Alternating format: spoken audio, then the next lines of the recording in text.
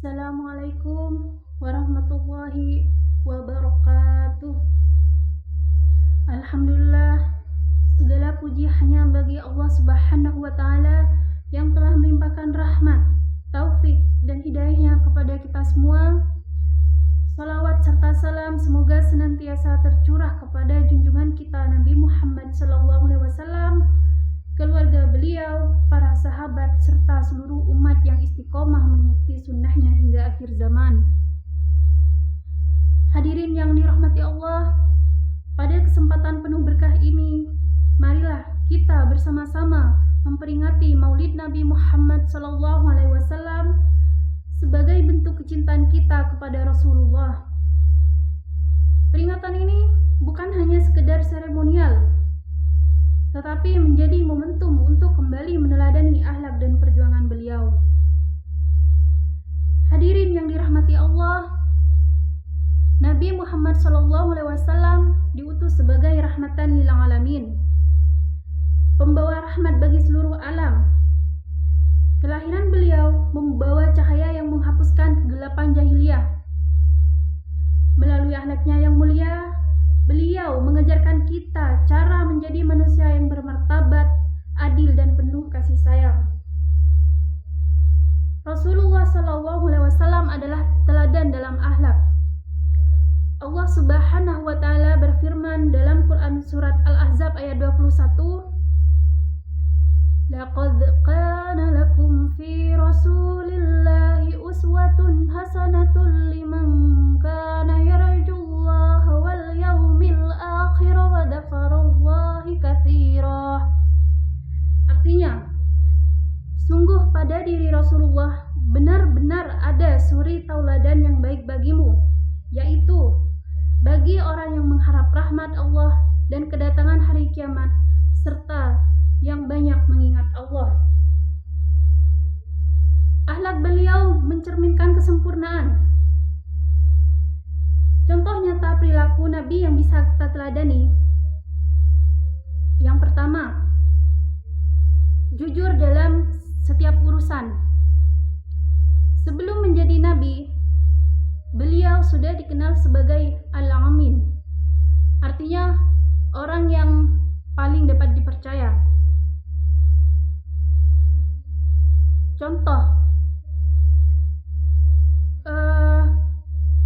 saat masyarakat Quraisy berselisih tentang siapa yang berhak meletakkan Hajar Aswad, Rasulullah menjadi penengah dengan solusi yang adil sehingga semua menerima keputusan tersebut. Contoh kedua, Nabi juga lembut kepada orang yang membencinya.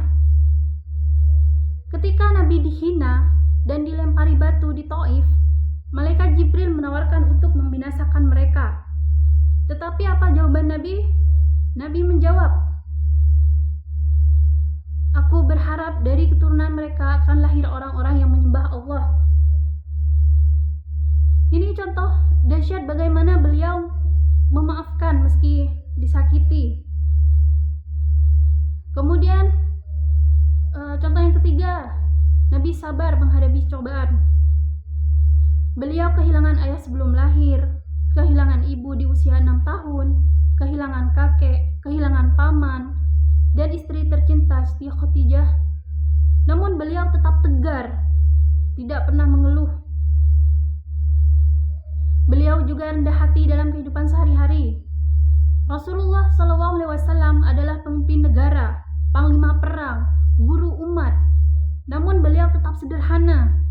Contoh, beliau makan di lantai, menjahit pakaiannya sendiri, membantu pekerjaan rumah, dan tidak memerintah dengan kasar. Beliau juga menyayangi anak-anak. Ketika Rasulullah SAW mencium cucunya, Hasan dan Husain, seorang Arab berkata bahwa ia tidak pernah mencium anaknya. Nabi kemudian menjawab, "Barang siapa yang tidak menyayangi, maka ia tidak akan disayangi." Hadirin yang dirahmati Allah, memperingati Maulid Nabi berarti menghidupkan semangat dakwah Rasulullah. Beliau berdakwah dengan hikmah, kelembutan, ketegasan ketika diperlukan. Kita sebagai umatnya dituntut untuk meneladani cara dakwah beliau menyampaikan kebenaran tanpa menyakiti, mengajak dengan cinta, serta menjadi teladan dalam perbuatan.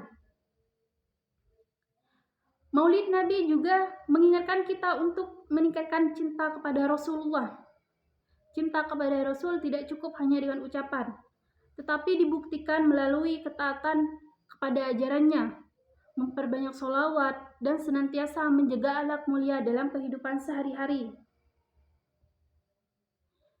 Hadirin yang dimuliakan Allah, melalui momentum Maulid Nabi ini, marilah kita memperbarui komitmen untuk mengikuti sunnah Rasulullah, meningkatkan ibadah, memperbaiki akhlak, serta memperkuat hubungan sesama manusia.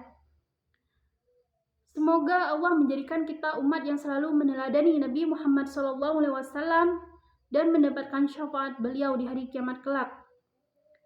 Akhirul kalam, marilah kita tutup majelis ini dengan membaca hamdalah bersama-sama. Alhamdulillahirabbil alamin. Wassalamualaikum warahmatullahi wabarakatuh.